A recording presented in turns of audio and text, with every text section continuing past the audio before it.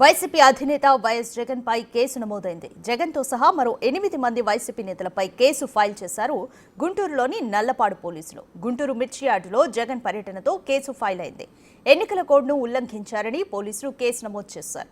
కొడాలి నాని, అంబటి రాంబాబు, లేళ్ల అప్పిరెడ్డి, నందింగం సురేష్ తో పాటు పిన్నెల్లి తదితరులపైన పోలీసులు కేసు నమోదు చేశారు.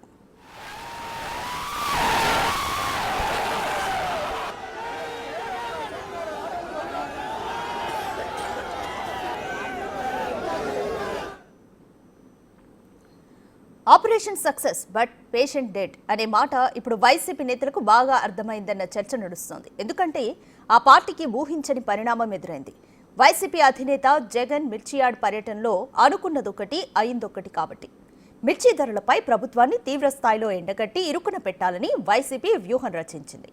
ఎమ్మెల్సీ ఎన్నికల కోడ్ అంటూ పోలీసులు అనుమతి ఇవ్వకుండా వెళ్తామని చెప్పారు వైసీపీ నేతలు. ఇక్కడే వైసీపీ నేతల అసలు వ్యూహం ఉంది.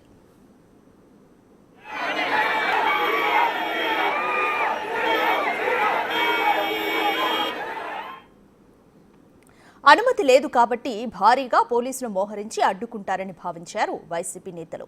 అందుకే పోలీసులు అడ్డుకుంటే రోడ్డు మీదే ధర్నా చేయాలని కూడా ముందుగానే ప్లాన్ చేసుకున్నారు.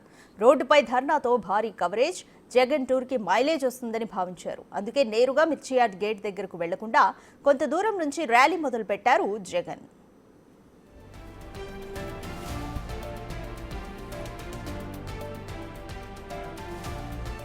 కానీ వాళ్లు ఊహించినట్టు జరగలేదు. వేలాదిగా జనం వచ్చినా, ర్యాలీ చేసినా పోలీసులు అటువైపు కన్నెత్తి కూడా చూడలేదు.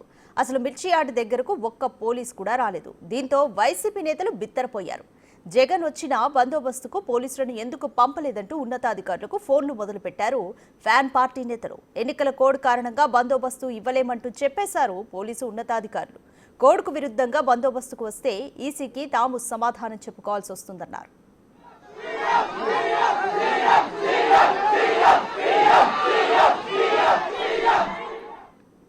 పోలీసులు రాకపోవడంతో జనాలను కంట్రోల్ చేసే పరిస్థితి లేదు. దీంతో జగన్ పడ్డ కష్టాలు అన్నీ ఇన్ని కావు. జగన్ వాహనంపైకి ఎగబడ్డారు వైసీపీ కార్యకర్తలు. ఓవైపు జనం తోపులాట, మరోవైపు మిర్చి ఘాటుతో ఉక్కిరిబిక్కిరయ్యారు జగన్. మిర్చి ఘాటు తట్టుకోలేక కర్చీఫ్ అడ్డు పెట్టుకున్నారు. జనం కంట్రోల్ కాకపోవడంతో రైతులతోనూ మాట్లాడలేకపోయారు.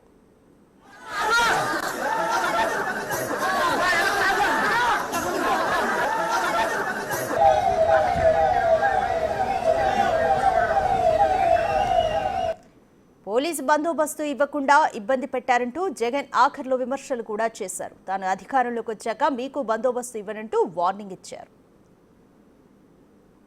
ఇక్కడికి వస్తున్నాడు అనంటే, రైతులతో మాట్లాడే ప్రయత్నం చేస్తున్నాడు అనంటే కనీసం పోలీసుల భద్రత కూడా చంద్రబాబు నాయుడు గారు ఇవ్వని పరిస్థితి. నేను ఇదే చంద్రబాబు నాయుడు గారికి చెప్తా ఉన్నా, ఎల్లకాలం మీ ప్రభుత్వం ఉండదు. రేపొద్దున ప్రతిపక్షంలో మీరు కూర్చున్నప్పుడు ఇదే మాదిరిగా పోలీసు భద్రత మేము తీసేస్తే ఎలా ఉంటుందో ఒక్కసారి ఆలోచన చేసుకో చంద్రబాబు.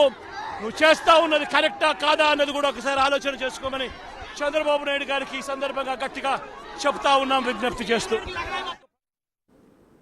ఇక జగన్ భద్రత విషయంలో ప్రభుత్వం నిర్లక్ష్యం వహించింది అంటూ రేపు గవర్నర్ను కలిసి ఫిర్యాదు చేయనున్నారు వైసీపీ నేతలు.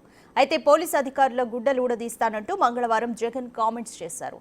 ఈ కామెంట్లపై ఇప్పటికే మండిపడ్డారు పోలీసు అధికారులు. పోలీసులను టార్గెట్ చేస్తే ఇలానే ఉంటుందంటూ ఇప్పుడు పోలీసు వర్గాల్లో గుసగుసలు వినిపిస్తున్నాయి. ఓవరాల్ గా చూస్తే గుంటూరుకు జనం వచ్చినా వైసీపీ అనుకున్న లక్ష్యం మాత్రం నెరవేరలేదనే చర్చ నడుస్తోంది.